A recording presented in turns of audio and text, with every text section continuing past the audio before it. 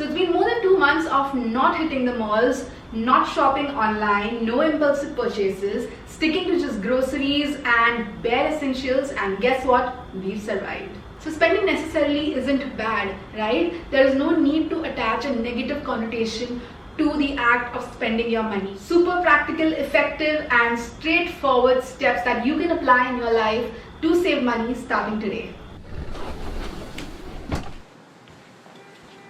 This global pandemic has given us all a chance to not only reassess our spending habits but also kind of step back and evaluate our relationship with money. Now, I've been intending to shoot this video for the longest time ever for reasons more than one, and when we were suddenly hit by this global pandemic that caught us all unaware, and suddenly we are faced by this possible recession, people losing their jobs, so many people taking salary cuts, and freelancers especially struggling with finances during this times. I don't think there could have been a more relevant time than now to make this video and share it. Everything that I'm going to be talking about in this video are steps and tips that I have been applying for as long as I can remember. I started earning when I was straight out of school, and in my first year of junior college, I started taking up like part-time gigs and things like that to supplement my really small pocket money. I know we've all been there,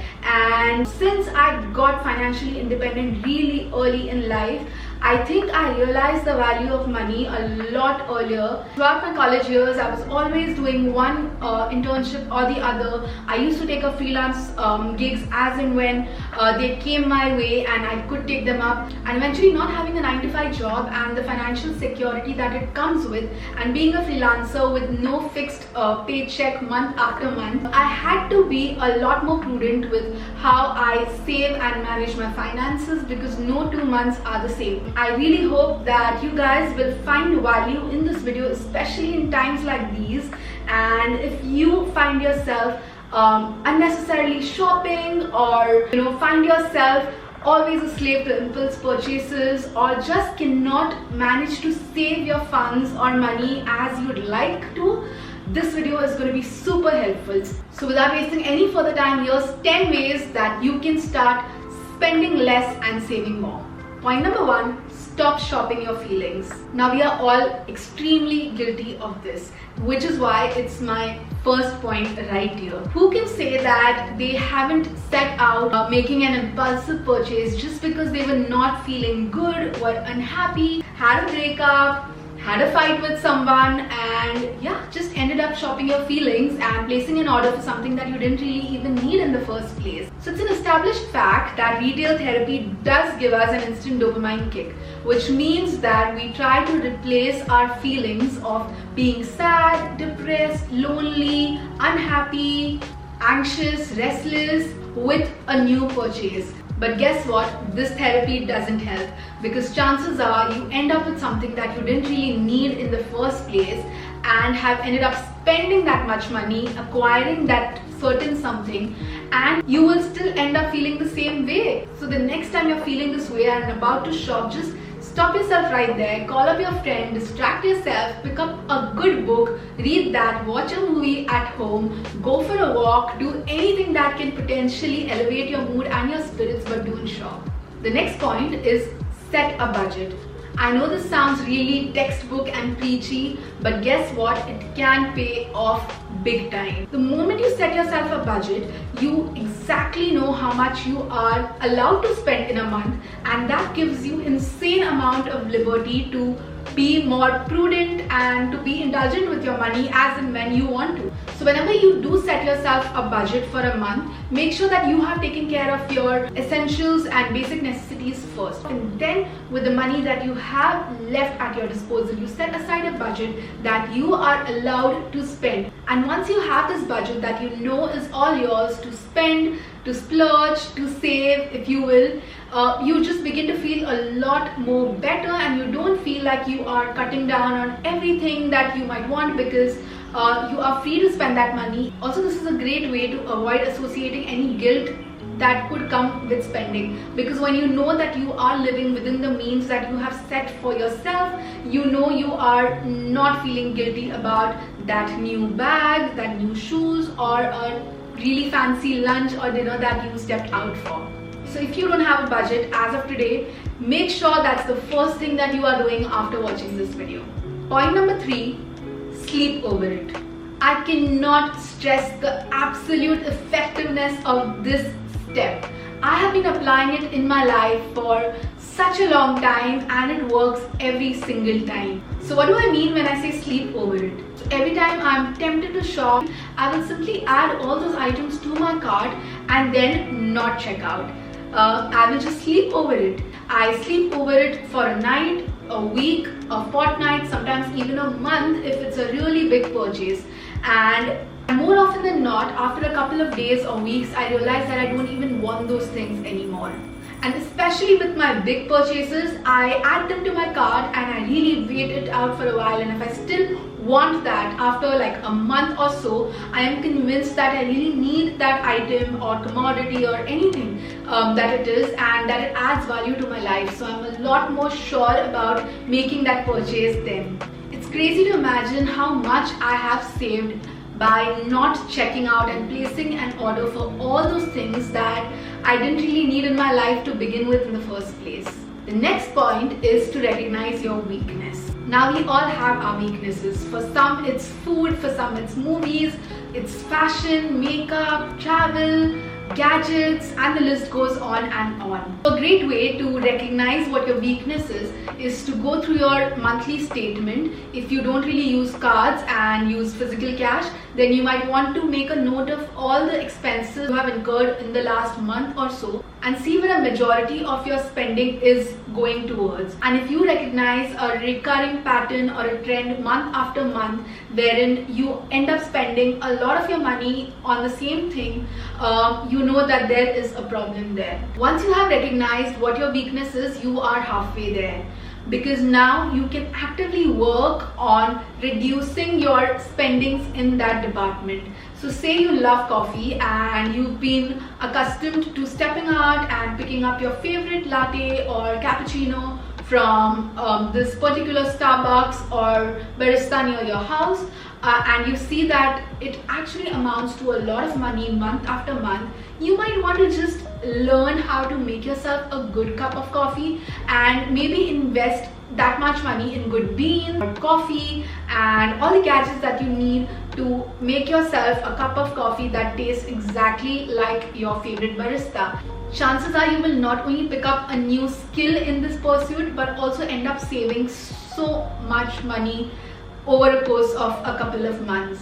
Now the same thing applies to anything else that you realize that you are really spending a lot of money on. So if you are someone who really enjoys going out for the latest movies with your friends and having a big tub of popcorn while you're at it, it's great. But if that is a continuous pattern, then you might want to think as to how you can recreate that same experience at a fraction of a cost. So why not have a movie night in your room where you call all your friends, make some popcorn at home, and everybody pitches in to order in some great food. Trust me, you will end up having so much more fun, and it's going to cost you 1/3 of the whole experience of going out, paying for the movie tickets, ordering overpriced popcorn, and so on. The next point is physical versus e-money.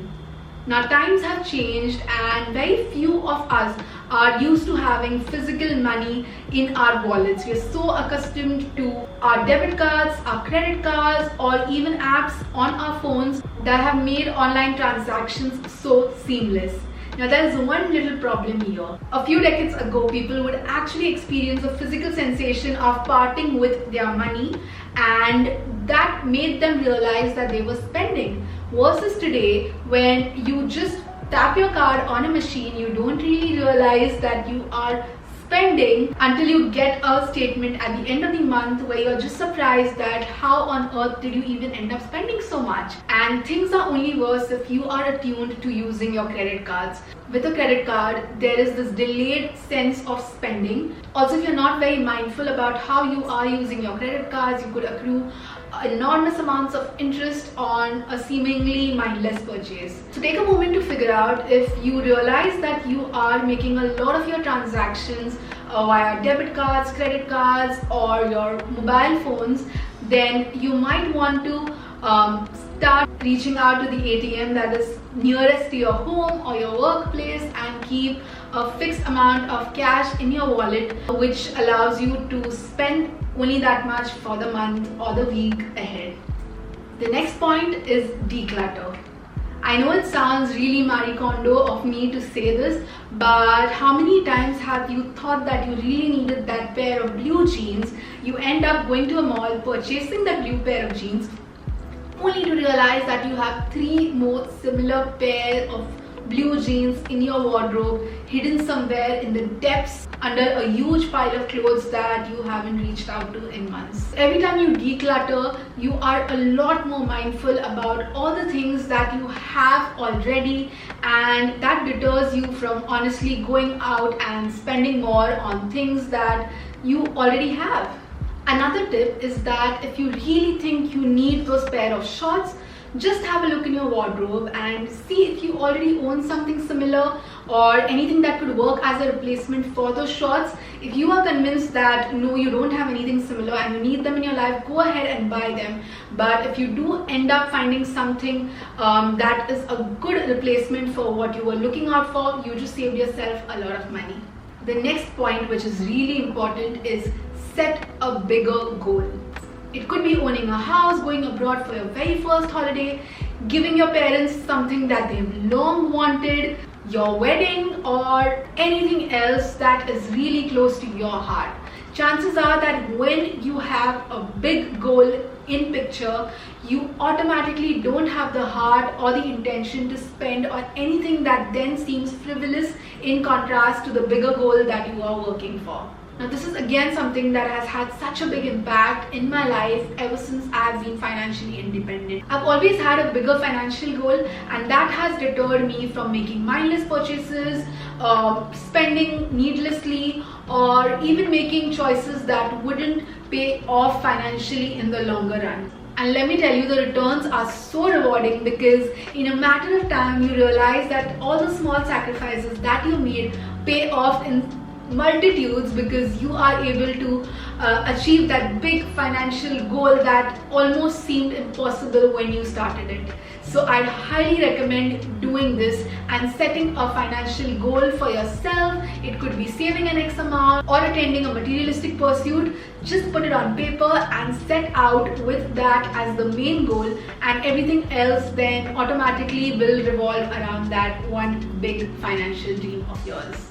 The next point is instant gratification versus long-term returns.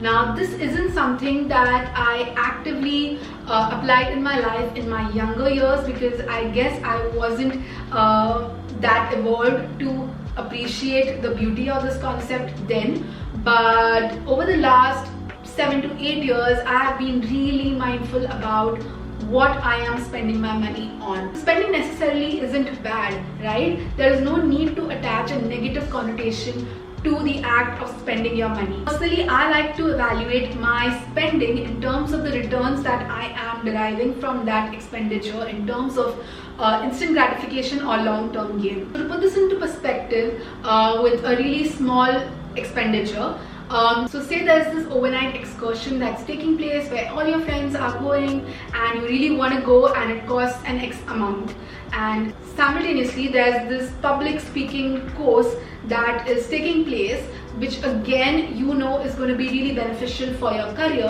which costs the same amount. So someone like me will step back and immediately analyze the situation in terms of situation A, which is the outing with my friends, which I know is going to be super fun but is going to just get me that instant gratification of a day, versus the public speaking or the personality development course that I've been long wanting to do and which will possibly take me further in my career and help me get that job that I'm eyeing, which is long-term gain. So chances are that I will pick B instead of A and not feel an ounce of regret while making this decision, because I know it is possibly going to pay me back with richer dividends.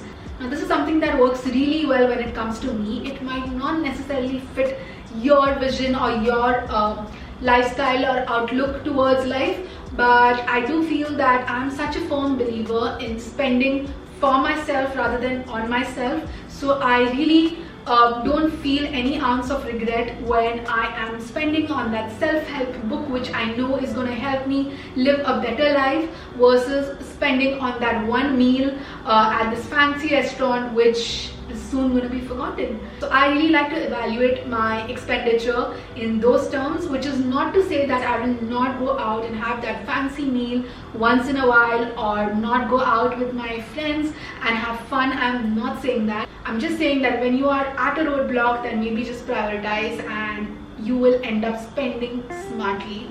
The next point is list it out. I cannot begin to stress on the importance of this one point. If you've seen my previous vlog, I also mentioned there as to how when earlier I used to go for my groceries, it used to be so overwhelming that I used to end up picking so many things that I didn't necessarily need in the first place, and we used to end up overspending, versus now when I have a list of every single item that I need because I'm running out of it or because my recipe requires it, I genuinely don't even feel the need to reach out for items that are not on my list, because I've already cultivated that habit that if it's not on my list, I didn't really need it in the first place. So if I don't need it, chances are I can do without it. Because we all know at some point or the other in our lives, we've gone to a mall to get ourselves a pair of white shirt and come back home with 2 jeans, 3 t-shirts, 5 dresses, 7 shoes, 2 bags. None of it we actually needed. So I really want each one of you to try this out and basically just list out everything that you really need and then steer away from everything that is not on your list. The next point is eliminate the root cause. If you know that you are the kind of person who just swings by a mall just to casually meet your friends but ends up coming back with bags and bags of clothes and shoes, stay away from the mall. Or if you are someone who ends up doing a lot of online shopping because you have all these online shopping apps on your phone which make shopping so accessible, stop right there. Delete those apps from your phone right away if you are someone who struggles with trying to control that urge of impulsive shopping. Another tip is to not save your credit card or your debit card details onto your shopping apps or sites that you really frequent, because what happens is that when all your card details are saved, it's so easy to check out that in a matter of seconds you have ended up blowing thousands and thousands without even realizing. So if you are someone who really struggles with self-restraint or self-control, just eliminate the root cause and you should be good to go. So that's a wrap on this video, guys. I really hope that you found this useful and have a lot to take away from this video and can hopefully enrich your life with the few things that you picked up from here. If you enjoyed this content, then please make sure you subscribe to my channel so that I am motivated to create a lot more content like this for you guys. Do let me know in the comment section below if you enjoyed this kind of video, because it's not something that I've done before on this channel, but I really want to create more helpful and useful content like this for you guys. So do let me know in the comment section below if you liked this and if you'd like to see more such helpful videos, and if you have any ideas, then do let me know on that too in the comment section below. So on that note, until the next video, bye.